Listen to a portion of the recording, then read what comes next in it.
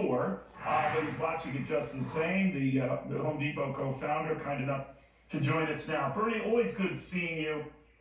Do you think history is repeating itself? Should people stay calm? What are you telling?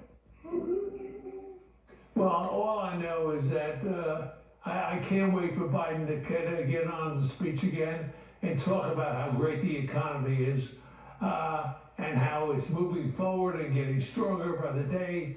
And this is an indication that whatever he says is not true. And maybe the American people will finally wake up and understand that we're living in very tough times, that in fact, the recession may have already started, who knows. But it doesn't look good. And I feel bad for all these people that lost all their money in this woke bank. You know, it was more distressing to hear that the bank officials sold off their stock before this happened. It's depressing to me. Who knows whether the Justice Department will go after them. They're a woke company, so I guess not. And they'll probably get away. Well, when you say a woke company, that's in technology, venture capital funded startups and all of that. They might have been disproportionately exposed to this. Do you think there are others like this bank out there? I think there probably are, yeah. I think that the system, I think that the administration has pushed many of these banks into more concern about global warming than they do about shareholder return. And these banks are badly run because everybody is focused on diversity and all of the woke issues and not concentrating on one thing they should, which is shareholder returns. Instead of protecting the shareholders and their employees, they're more concerned about the social policies. And I think it's probably a badly run bank. They've been there for a lot of years. It's pathetic that so many people lost money that won't get it back. And you know, Bernie, you might be right on some of the woke stuff. I just don't see it here. It might be simpler to say that they exposed themselves and were spoiled when we had interest rates at near 0%. They had a lot of those bonds and a lot of those treasuries. They're now underwater. When they have to cash out to get money to investors who want out, they lose money and it feeds on themselves. So I guess what I'm asking you here, given the strong employment report we just had and the likelihood that the Federal Reserve will keep hiking rates to deal with that, are you worried that this compounds things for, let's say, regional banks, whatever their investment philosophy?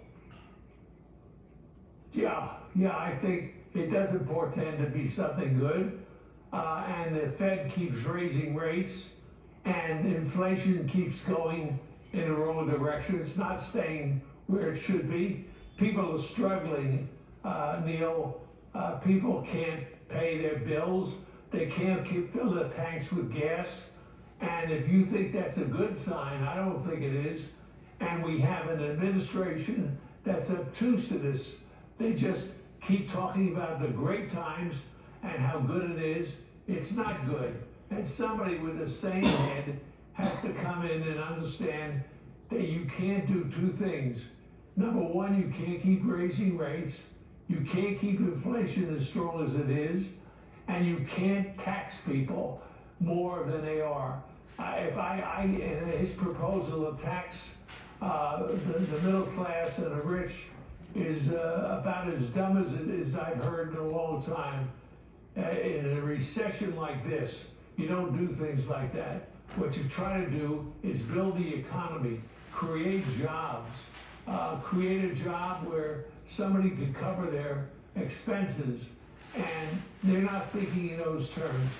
Bernie, you know, they come back, Bernie, and say, we are creating jobs. 311,000 this latest month, 500,000 a month before that, 200,000 a month before that. So they say, that is actually kind of the problem. We're doing so well with the job market. That's what's prompting the Federal Reserve to raise interest rates and make matters potentially problematic down the road. What do you think of that? Well, if you look at how many people are employed and how many people have opted out of the job market, you'd have to add a hell of a lot more people getting jobs every month in order to make that up. And I think the Fed is looking at that, but the Fed is looking at the inflation rate more than that. So no matter how many people you hire, let's say the people that they just said they're hiring, they're not going to be able to cover inflation.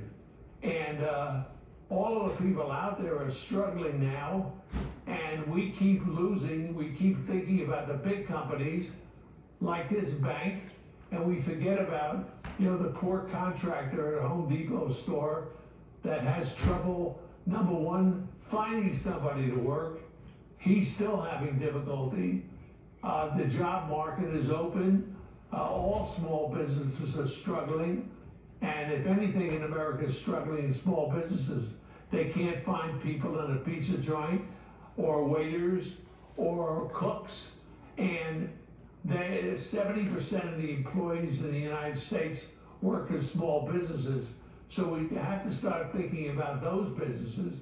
And of course, the Biden administration is about trying to anyway raise taxes on these people and tax them in areas they haven't been taxed before. They've struggled enough.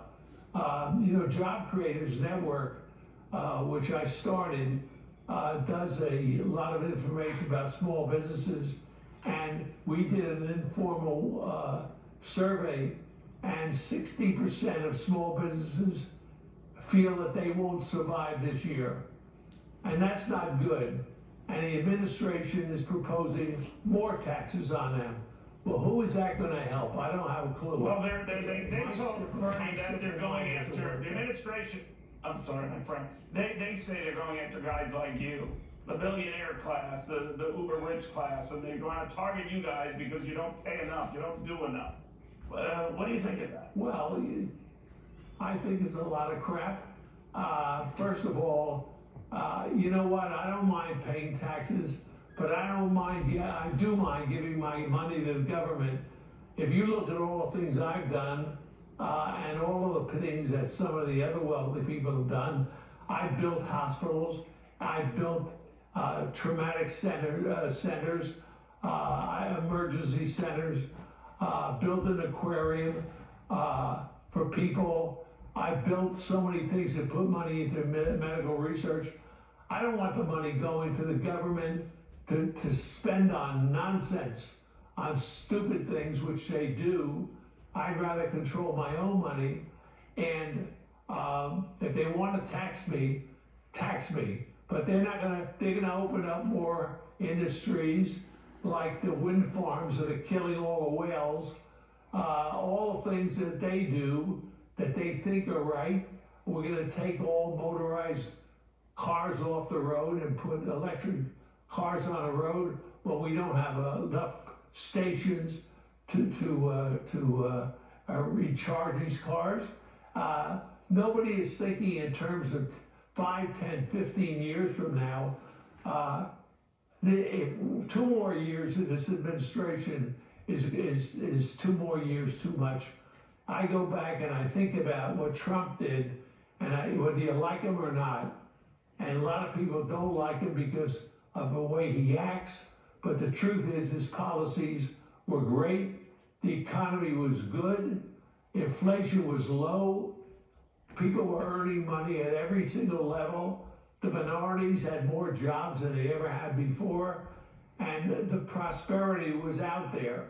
And all of a sudden, Biden comes in, cuts off the oil, cuts off our energy, and kills America. And if we go with 2 more years of this, God knows what'll be left. I mean, I'm looking forward to 2024, and I hope Is Donald Trump already your candidate? Is he the one you're backing, Donald Trump? Well, there are a lot of, he's got some great people running. We have Donald Trump, we have our governor in Florida, we have the vice president, we have Nikki Haley. There are some great talent. Do you have a favorite of that group? Who's your favorite? No, at this point, I'm going to wait and see. Look, I think that Donald Trump had great policies, but with the policies comes Trump.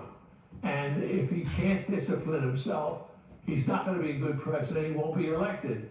What's the use of running if he can't be elected? He's got to change the way he conducts himself. And if he does and brings back the policies, or any other Republican that comes in is going to do the same thing. Have very strong economic policies and bring this country back to where it should be. Oil sufficient, energy sufficient, and an inflation that will be